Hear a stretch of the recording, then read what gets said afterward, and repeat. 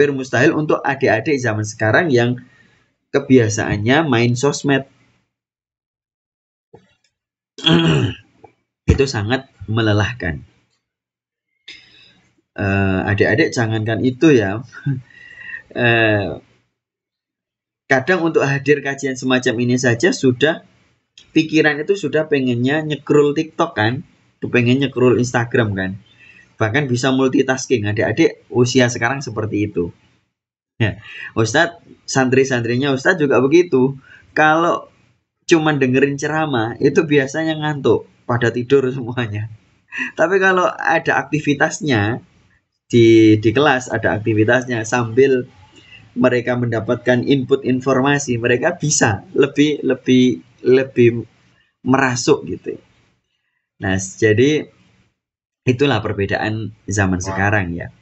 Itu pembelajaran yang penuh makna. Adapun adik-adik kalau sudah belajar ya tidak banyak lah dari cabang-cabang ilmu Al-Quran. Belajar 2, 3, 4. Itu saja Ustadz yakin adik-adik sudah tidak akan sempat untuk multitasking, untuk main game, untuk nonton medsos ketika kajian. Itu Ustadz yakin seperti itu.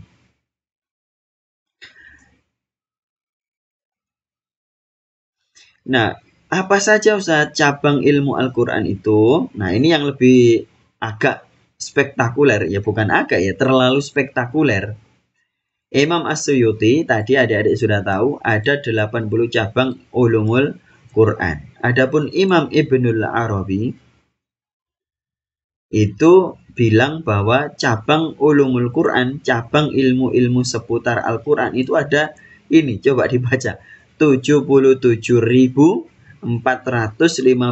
ilmu. Nah, ini kan nggak masuk akal, nggak masuk haikal ya, di luar nurul. Tapi kita karena ilmu kita sedikit, kita anggap ini bid'ah, kita anggap ini berlebihan. Padahal kalau ilmu kita banyak, itu kita tidak terlalu heran. Nah, kenapa?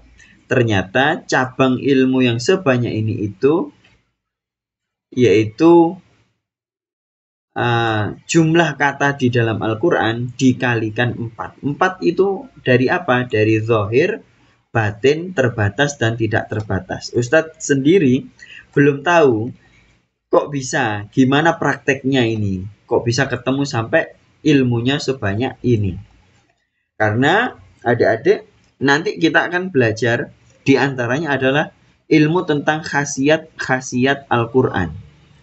Khasiat Al-Quran, misalnya Al-Fatihah itu untuk menyembuhkan sakit. Nanti ayat-ayat tertentu untuk memudahkan kelancaran kelahiran. Ustadz sendiri pernah punya pengalaman begini. Ada temennya Ustadz yang melahirkan hamil, tapi bayinya, janinnya itu mati di dalam perut, mati di dalam kandungan. Tentu ini sedih sekali kan adik-adik, pasti belum terbayang. Bunda Yunda bisa membayangkan itu, punya jabang bayi tapi wafat di dalam kandungan. Itu kan sedih sekali. Nah, itu nanya ke Ustadz, gimana caranya supaya bayinya itu yang sudah wafat itu lancar keluarnya, tidak usah repot-repot, tidak usah dipakein apa-apa gitu. Itu sama Ustadz suruh yukhrijul hayya minal hayyiti wa yukhrijul mayyita minal hayy wa yuhyil arda ba'da mautiha. Suruh Ustadz baca itu, ternyata baru baca 3 kali itu langsung sakit perutnya, langsung keluar, nggak pakai dikasih apa-apa. Nah, ini bukan berarti Ustadz yang hebat. Ustadz nggak ada apa-apanya, ya kan? Yang hebat adalah ayat Al-Qur'annya. Nah, sekarang kita masuk